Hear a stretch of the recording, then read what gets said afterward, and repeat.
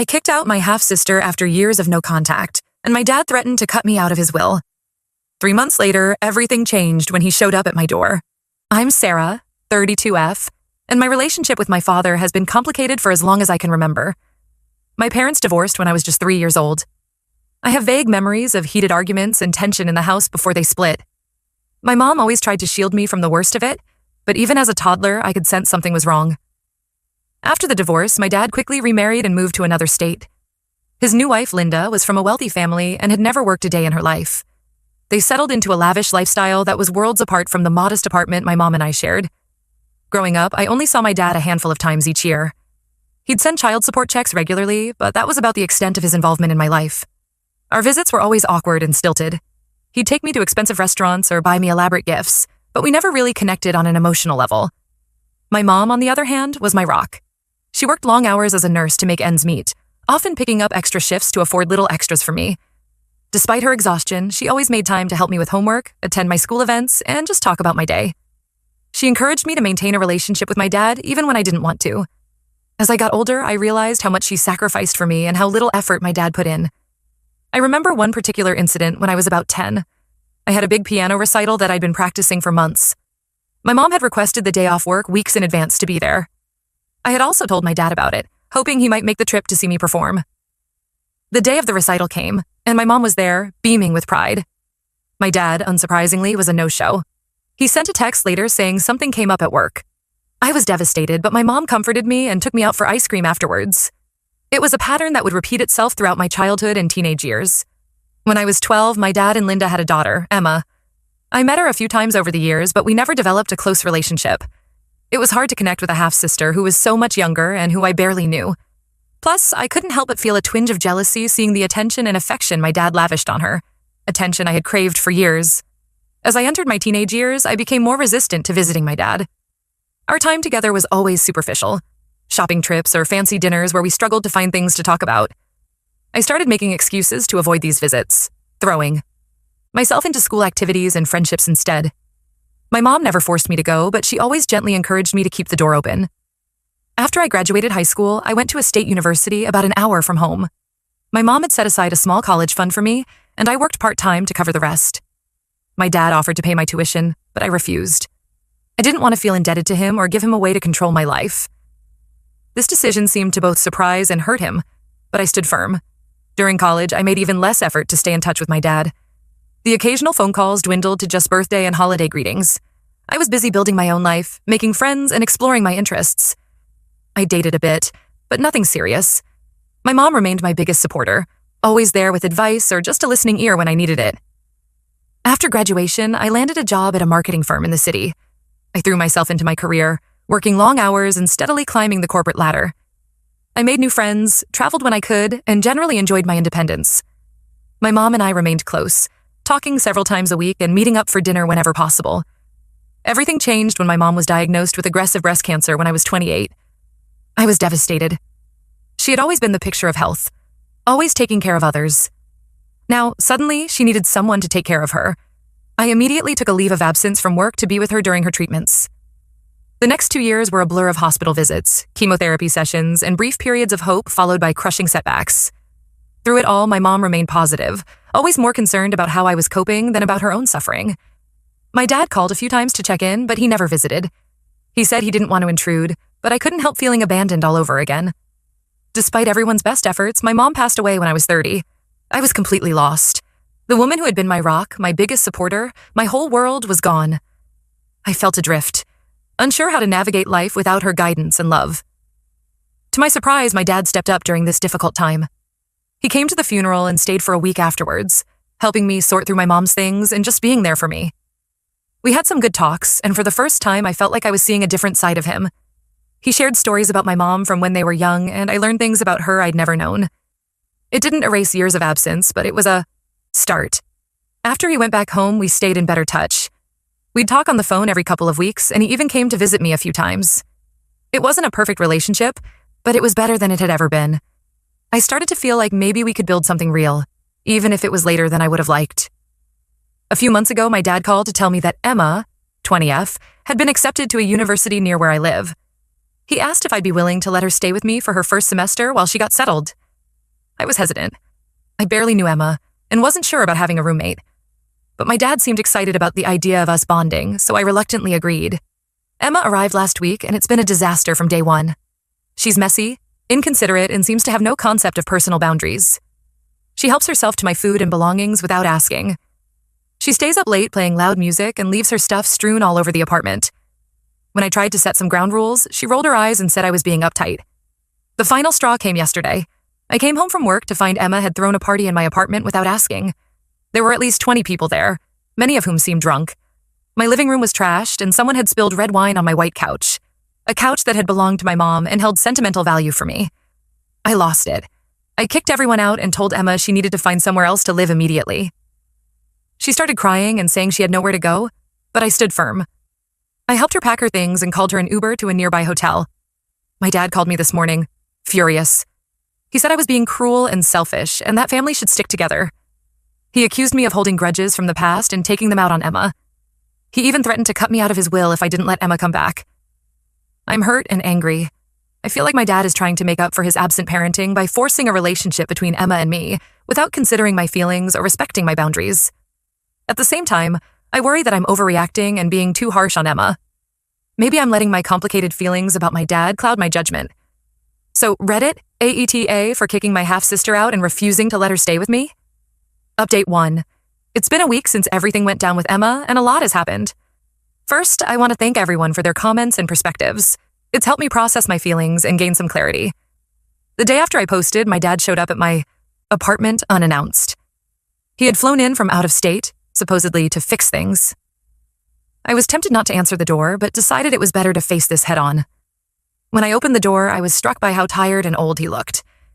It was a stark reminder that he wasn't the larger-than-life figure I remembered from my childhood, but just a man, flawed and human like the rest of us. Our conversation started tensely. My dad tried to guilt me about Emma, saying she was young and just needed guidance. I stood my ground and laid out all the ways she had disrespected me and my home. I also expressed how hurt I was that he was taking her side without even hearing me out. As I spoke, memories flooded back. All the times he had disappointed me, all the important moments he had missed. I found myself voicing hurts I hadn't even realized I was still carrying. To my surprise, as I talked, my dad's demeanor changed. He seemed to deflate, sinking down onto my couch with a heavy sigh. Then he did something I never expected. He apologized. Not just for the current situation, but for years of being an absent father. He admitted that he had always felt guilty about how little he was involved in my life growing up. When he left my mom, he said he convinced himself that a clean break would be easier for everyone. But as the years went by, he realized how much he had missed out on. He spoke about watching me grow up in snapshots, a reluctant teenager during his occasional visits, a determined college student rejecting his financial help, a grieving daughter at my mom's funeral. Each time, he said, he felt more and more like a stranger in my life. When Emma was born, he saw it as a second chance to be a good dad. He admitted that he overcompensated with her, rarely saying no and giving her everything she wanted. He realized now that he had done her a disservice by not teaching her responsibility or consideration for others. He also confessed that he had hoped Emma living with me would be a way to bring us all closer together, to create the family bond he had failed to nurture when I was younger. We talked for hours, delving into issues we'd never addressed before. I shared how it felt growing up with an absent father, always wondering why I wasn't enough to make him want to be around. He opened up about his own insecurities, how he felt he could never measure up to the amazing job my mom was doing raising me. It was emotionally exhausting, but also cathartic. For the first time, I felt like my dad was really seeing me and hearing me. At one point, I brought out some old photo albums my mom had kept. There were pictures of me at various ages, school plays, sports events, graduations, all moments my dad had missed. As we looked through them together, I could see the regret on his face. He asked questions about each photo, genuinely interested in the stories behind them. It was bittersweet, sharing these memories that he should have been part of. At the end of our talk, my dad said he understood why I couldn't have Emma living with me. He promised to help her find alternate housing arrangements and to work on teaching her better life skills. He also committed to working on our relationship, suggesting we start having regular dinners together to stay connected. It felt like a small step, but an important one. As for Emma, I did agree to meet with her one more time. My dad brought her over the next day, and she gave a tearful apology. It seemed more genuine than I expected, though I'm still wary. She admitted that she had taken advantage of my hospitality and had never really considered how her actions might affect me. She spoke about feeling pressure to live up to her mom's wealthy background and my dad's expectations, which had led her to act out in destructive ways. I made it clear that while I'm open to slowly building a relationship, I'm not ready to live together or be super close right away. I explained that trust takes time to build, and that her actions had seriously damaged any potential for trust between us. She seemed to accept this, though I could tell she was disappointed. Emma is now staying with a friend from her new university while she looks for a more permanent living situation. My dad is helping her navigate this and also encouraging her to look into counseling to work on her issues with entitlement and responsibility. He's also taking a more active role in teaching her practical life skills, something he admits he should have done years ago.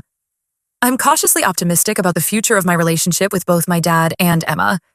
It's going to take time and effort, but I think we're on a better path now. I'm proud of myself for standing firm on my boundaries while also being open to reconciliation on my own terms. There's still a lot of work to be done, and I know there will likely be setbacks along the way.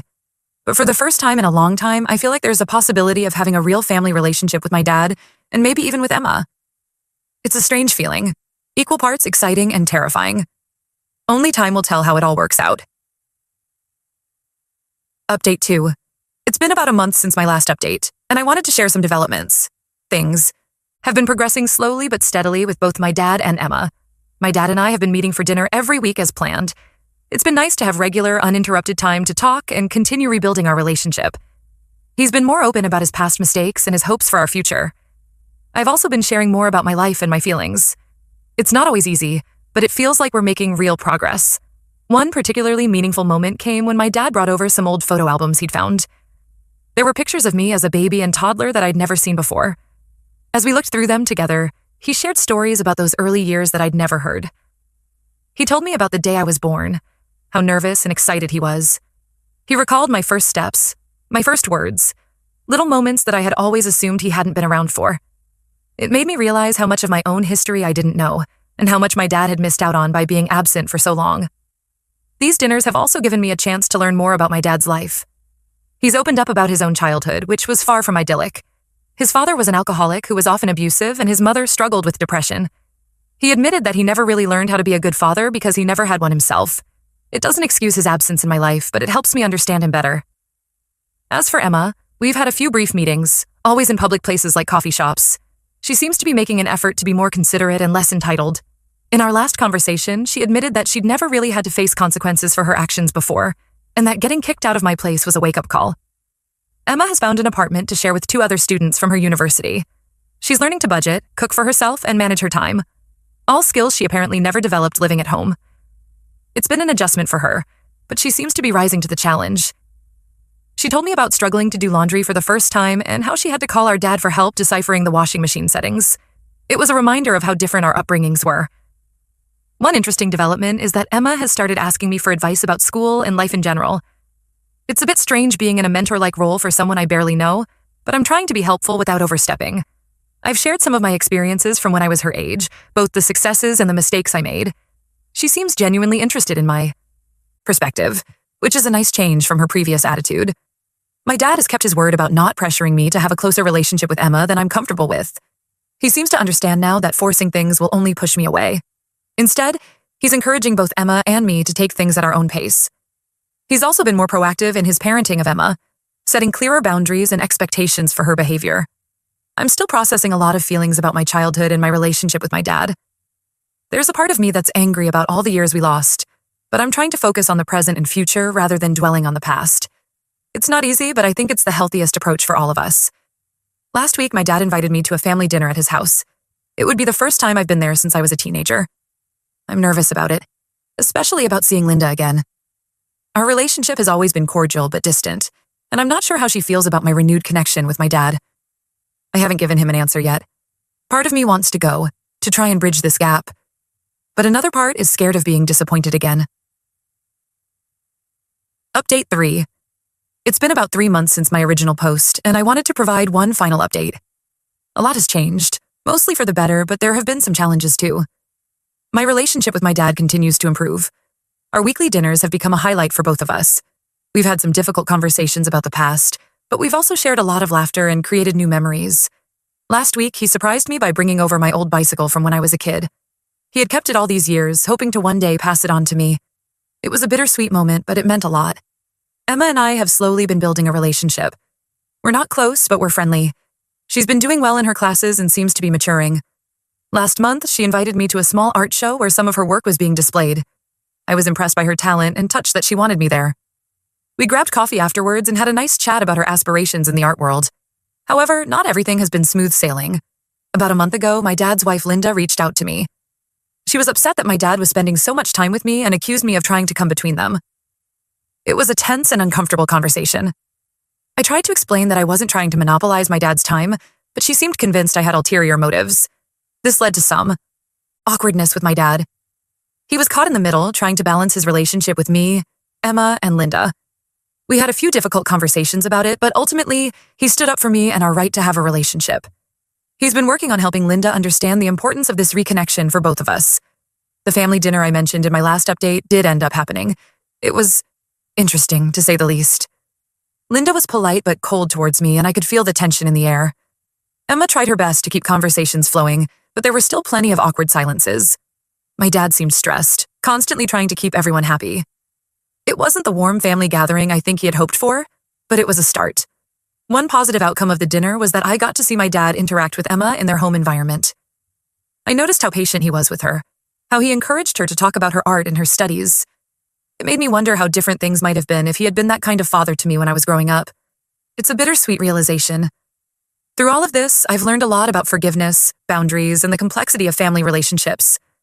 I'm not sure what the future holds, but I'm cautiously optimistic. I'm proud of the progress I've made in setting and maintaining healthy boundaries while also opening myself up to new relationships. Last week, I visited my mom's grave for the first time since all this started. I sat there for a long time, telling her everything that had happened. I like to think she would be proud of me for giving my dad and Emma a chance, but also for standing up for myself.